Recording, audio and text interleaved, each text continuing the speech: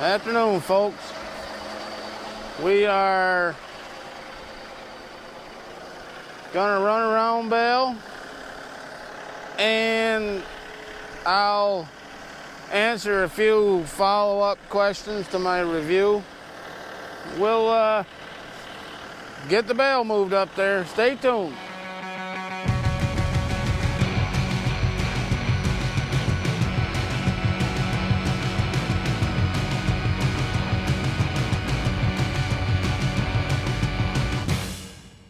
I know it's that time of the year where I gotta move a bunch of crap to get a bale, because the bales are farther in, and it's that time of the year we're starting to move things around a little bit in preparation for spring, for tillage, and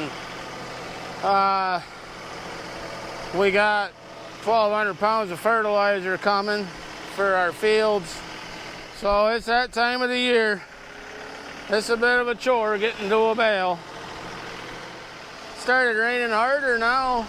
Just about time I got up here, the rain started to pick up, but that's okay.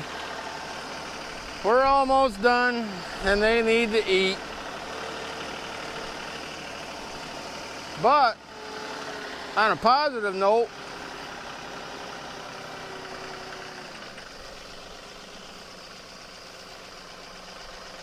this stuff is really thawing up here, because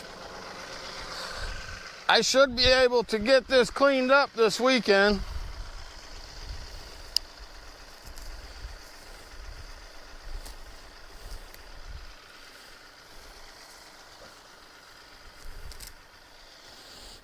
Or at least get a good start on it. Like I say, sometimes it's a process as it thaws, and I can't usually get it all the first time I come up, but then we'll just keep picking away at it.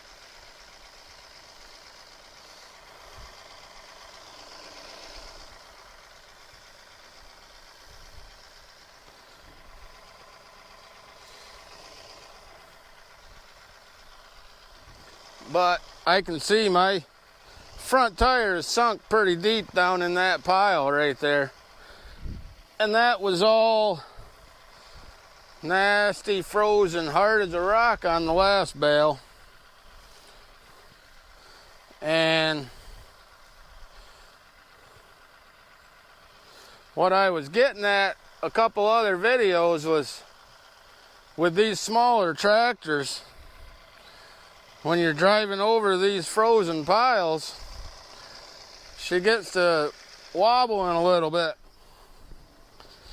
And it's not quite so bad with this tractor as it was with the 2025. Oh boy, should have flipped my seat up.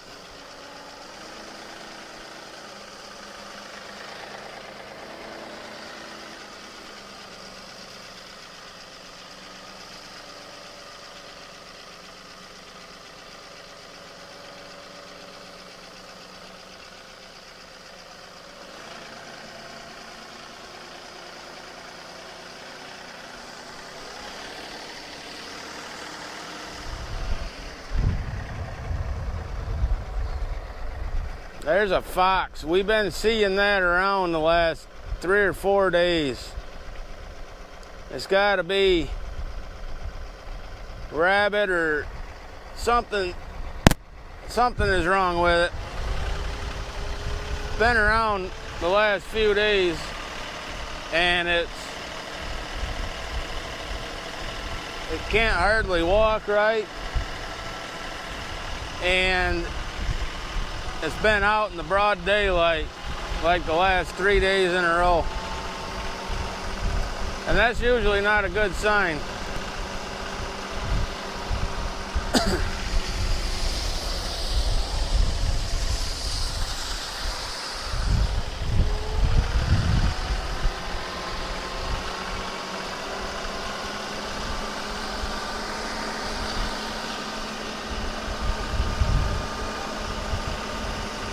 I'm going to take it just a little bit easy.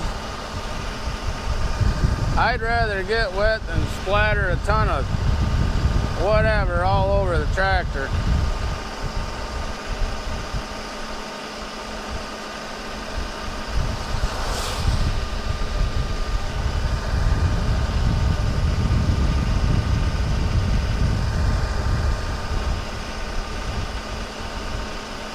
This Rain Defender hoodie, I'm not sponsored by Carhartt, but if I was, I'd ask for a couple more of these.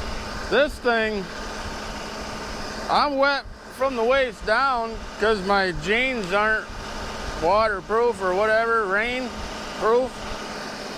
But this sweatshirt, I'm dry as a popcorn fart underneath this thing. Okay, let's cover a couple of quick follow-ups on my review. Somebody asked me to show how the toolbox was mounted. On this loader mast, there's two holes there. There's the same on both sides. You know, on the other side, that's actually where you would hook your single point hydraulic connection if you had that. If you bought that kit, that's where you would mount that. And the holes are on both sides. So that's where I mounted it. And then I just drilled into the toolbox. I used 1/2-inch black iron pipe for spacers. But you see those holes are here on both sides. My guess is that's just the way that's formed. Okay, and then on the rear, I wasn't real clear on that either. The rear remotes I was talking about, the rear outlets in the review, are these two SCV outlets on the back. And on one I have my hydraulic top link in one, and then I have these connectors if I am to run that tedder. I had these made, or I bought the parts and made these because the tedder is Pioneer, not 1/2-inch ag. So I have those so that I can hook up to that. Everything that we have up at the barn, at the shed, is set up for Pioneer. So like we have a Dion dump wagon. I could run that on this tractor because that, again, that only takes one set of remotes. And then the tedder, the rake, as you guys saw last summer, that is an old New Holland 256 bar rake. That doesn't require any hydraulics. And the rest of our stuff is simply more than this tractor could handle.